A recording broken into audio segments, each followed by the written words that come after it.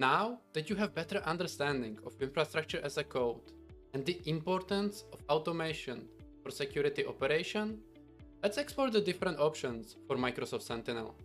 Let me actually show you something. Microsoft has very detailed architecture design for Sentinel automation. You can see there is a lot of text. If we scroll a little bit more down, there is a table comparing different languages. In this table, you can find API, Powershell, ARM, and Terraform. What is missing is the Bicep, which is the extension of the ARM. It's just not as robust. One more thing I should mention. This table is not completely up to date. I was able to find Terraform modules that include workbooks, watch lists, and automation rules. Unfortunately, modules for Terraform don't include all the functionalities for some artifacts, and this is a very important point I want to make. Terraform is not Microsoft product. They have their own ARM and Bicep. So some functionalities in the Terraform might take a while to get implemented, and honestly, we are not guaranteed that they ever will. Cybersecurity is changing rapidly. Microsoft is literally making changes on a weekly basis.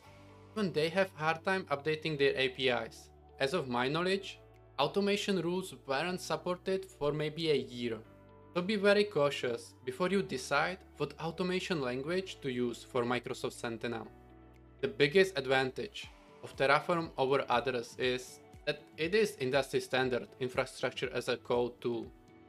Terraform allows you to define and deploy infrastructure not only in Azure, but also across multiple cloud providers such as AWS, Google Cloud Platform, and many more.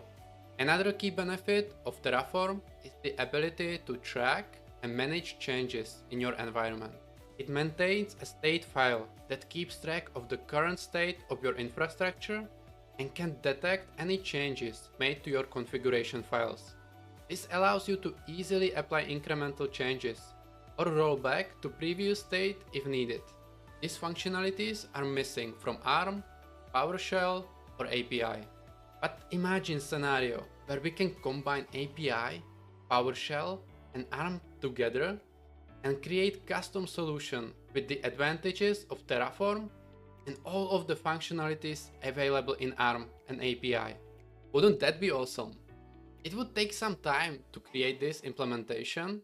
It will be complex, but towards the end, you will have the ultimate Sentinel integration automation tool.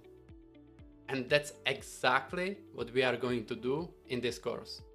But before we jump into the complex implementation, let's discover out-of-the-box solutions that are available to us.